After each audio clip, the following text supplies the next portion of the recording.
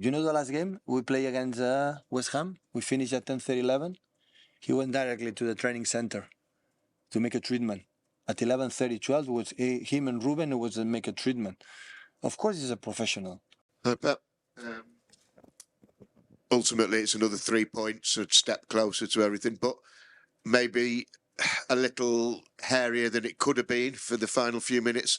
You seemed unhappy that Erling didn't take the penalty and gave it to Ilkay. Could you expand and explain that to us, The please? performance was excellent. The performance was excellent. We played really, really good.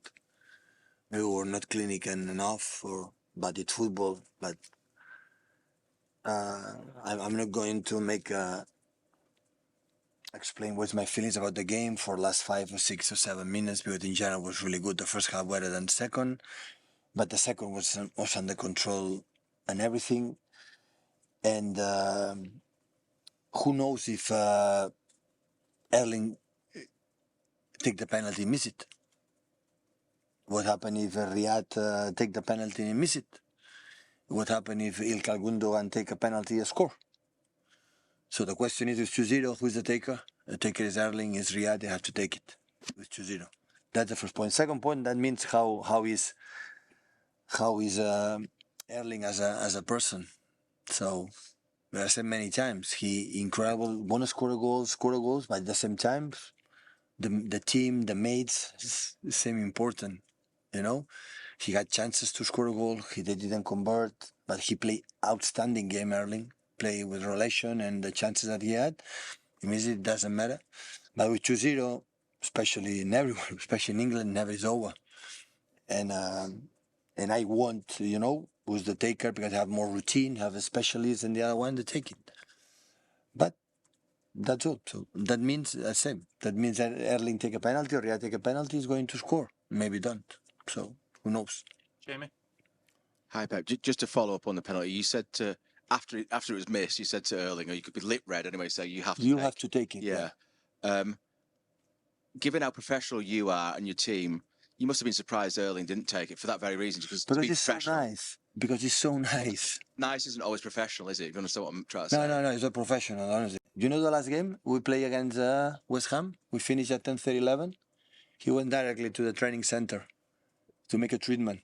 At 11:30, 12 was him and Ruben who was to make a treatment. Of course, he's a professional. Yeah, so I just meant this actual decision wasn't the most professional because you try to win the title and you have to be ruthless.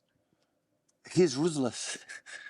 But in the same time, they said, okay, Ilkay never score a hat-trick, I guess. So we want to do it. And he's so generous, so nice. It doesn't mean that Erling take a penalty and miss it. Who knows it? So it's not about that. But the feeling is he has more confidence right now because he has taken maybe 10, 11 penalties. He had the feeling. And Gundogan didn't have that feeling right now. But I understand both sides. I understand, So because the game could be over for advance, for the chances, for the way they play. Because now the first 2 questions about Erling, what happened. It's okay. But 95 minutes during 89, it was really good. We read perfectly because Roca and McKinney follow the pockets to Julian and Kevin. The spaces were with Gundogan and Rico. And Rico making incredible commits. We play really good. We concede 1 shoot and target and set pieces like they are good. Sam Allardyce always their teams set pieces are a master. But in general, the team was really good. The second half, maybe was not intense, we were more control. We cannot forget 3 games in 6 days after a demanding game against Arsenal. They are human beings. That's why today I rotate 7 players, because I had the feeling right after Fulham, I didn't have the feeling I had to rotate. I see the team alive. But the day after, when I see the game against West Ham, I had the feeling that, they are tired. So I said they have to change it. And the plays, all the guys who came in for a long time, like the game from Laporte was exceptional. So all of them, Rico played exceptional. Everyone was incredible focus, know what you are playing for. But with 2-0, you have to close it. You don't have to give anything to the, if you can control it, you have to control it. Saying that, it doesn't matter. Gundo could have a score, and the other ones could miss. So who knows it? It's not about that. I admire a lot the fact that Gundo want to take responsibility to score a goal, take a penalty. That is the best value as a player have. But normally the taker is the taker. Erling had to take it because he's our specialist. Just on Gundogan, he's had an amazing career, and there's a lot of discussion that he may leave in the summer.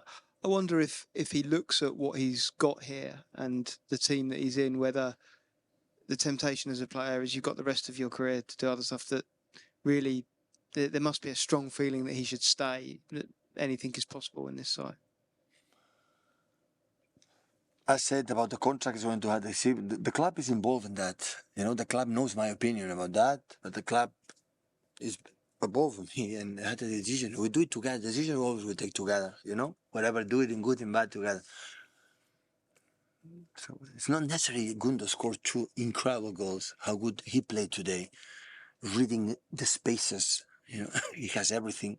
Incredible run in the final third, and you know, and when I put a handy midfielder, how intelligent, how good it is. So it's not necessary today perform really well, score 2 goals to know exactly how I like this player and how I enjoyed all this time work with him and how I like to work with him in the future. Hi Pep, just how's Nathan Ake if he came off? I didn't speak with the doctor, but apparently if he asked to, you know, we will see next days.